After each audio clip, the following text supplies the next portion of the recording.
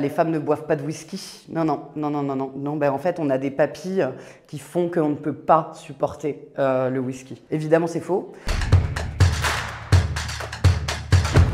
Donc, moi, je m'appelle Charlotte Crène, je suis bartender à Nantes depuis 6 ans. Avant, j'habitais à Paris et j'étais attachée de presse digitale pour des restaurants. Du jour au lendemain, je me suis dit que c'était pas ça qui me plaisait. Je me suis enfuie très très vite à Nantes, où était en fait une partie de mes amis et de ma famille. J'ai décidé de faire du bar pour pouvoir en ouvrir un.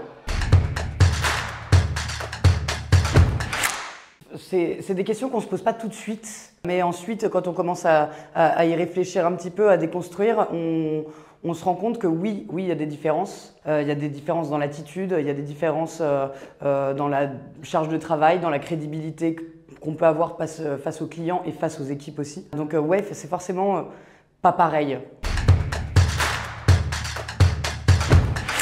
Il y a beaucoup de fois où on a essayé de m'expliquer ce qu'était le whisky, par exemple. Là, ça, c'est vraiment le gros marronnier. Par conséquent, c'est vrai que sur ce genre de cliché très attendu masculin, quand on fait un conseil, par exemple, bah ouais, généralement, il y en a toujours un qui va aller poser des questions. Sauf que bon, mon petit loulou, toi, tu te bois quelques petits verres de whisky de temps en temps. Moi, j'ai étudié les bouteilles, j'ai étudié le process et je sais de quoi je parle.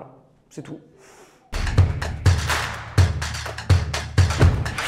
C'est souvent des difficultés qu'il y aura, moi en tout cas dans mon cas, qu'il y a avec les clients. Toujours cette crédibilité qui est absolument à asseoir, une posture aussi qui est à prendre pour éviter tous les débordements possibles. Parce qu'en effet, quand on travaille avec de l'alcool, on se retrouve assez vite, des fois dans des situations où les personnes qu'on peut servir ont tendance à se croire un peu à la maison et en fait peuvent être vite désinhibées et voilà, elles ne se rendent pas forcément compte qu'en fait nous c'est notre lieu de travail.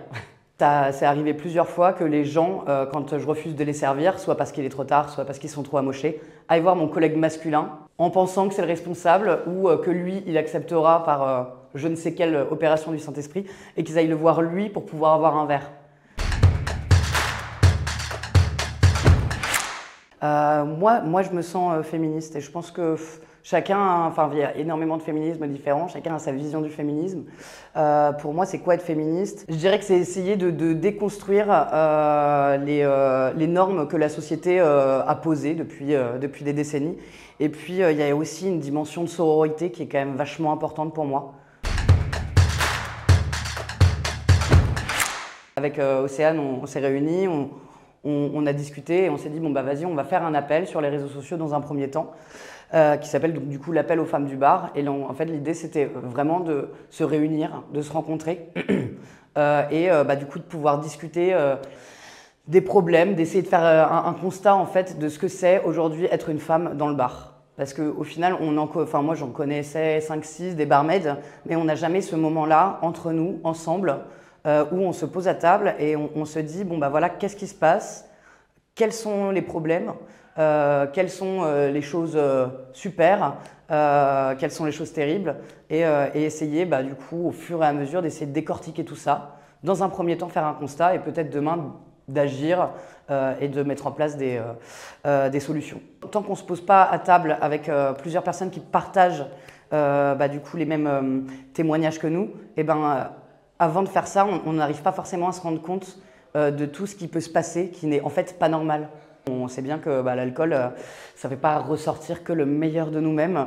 Et donc par conséquent, ouais, il y a des choses à mettre en place. Je pense qu'il y a des process à créer, à découvrir, à mettre en place ensemble pour essayer de faire en sorte que ce soit un lieu de travail, parce que c'est un lieu de travail, qui soit sécurisé pour les femmes en l'occurrence.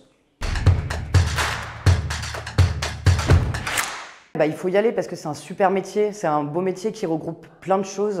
Moi, ce qui me plaît vraiment dans ce métier-là, c'est le contact client. C'est le fait qu'en fait, on invite les gens dans notre salon.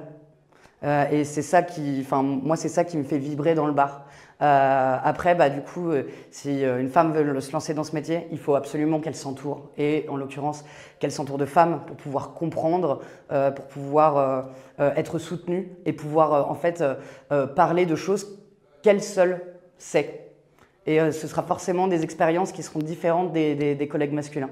Donc ouais, moi aujourd'hui, s'il y a des femmes qui veulent se lancer dedans, allez-y. Et puis venez nous voir.